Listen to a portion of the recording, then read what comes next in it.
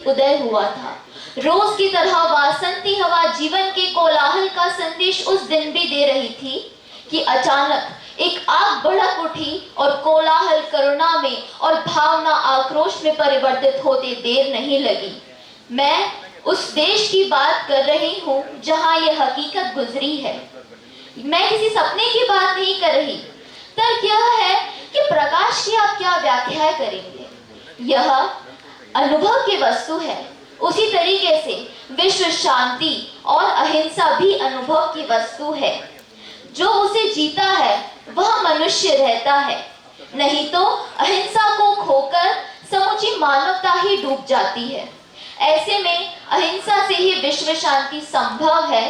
तो जो लोग भी ये कह रहे हैं कि जो भी आर्थिक समस्याएं आई देशों में, उस सब में हम एक चीज को भूल गए जिसे मानवता कहा जाता है।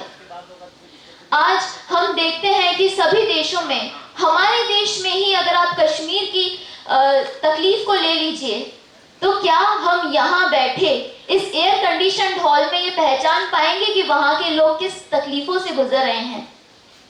सिर्फ सेमिनारों में बोलना, तथाकथित बुद्धिजीवियों की स्पीचेस पर मेजें थपथपाकर अपनी सहमति देना, क्या इससे विश्व शांति संभव है?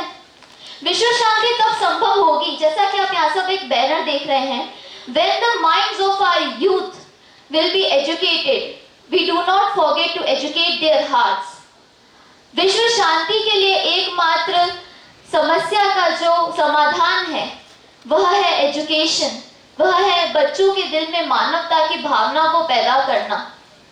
आज एक विकासशील राष्ट्र अपना आधा से ज्यादा हिस्सा जो उपकरण होते हैं, हिंसक उपकरण होते हैं, उन पर खर्च करते हैं। तर्क यह है कि हिंसा से अहिंसा की ओर, बैर से क्षमा की ओर, घृणा से प्रेम की ओर, तृष्णा से त्याग की ओर, परिग्रह से अपरिग्रह की ओर मनुष्य जब इस दिव्य पथ पर चलता है तो उसके आत्मोत्कर्ष के सामने सारा पशुबल फीका पड़ जाता है। ऐसे देश की समस्याओं का समाधान अहिंसा ही है।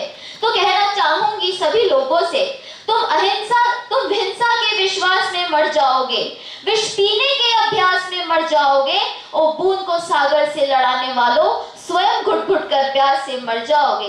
तो जवाब दीजिए, कौन जिम्मेदार है इस हकीकत के लिए कि आज यूक्रेन में दर दर भटकना पड़ता है बच्चों को और उनकी माओं को।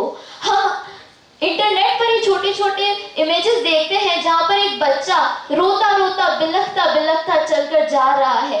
क्या विश्व शांति का समाधान? प्लीज सभी से निवेदन है कि जहां भी आप बैठे हैं उसमें पास वाली सीट आपकी खाली होनी चाहिए, दोनों तरफ की। ये आप ध्यान रखें, काफी जगह है इस ऑडिटोरियम में, तो आप सभी ध्यान रखें कि गैप होना चाहिए इसमें।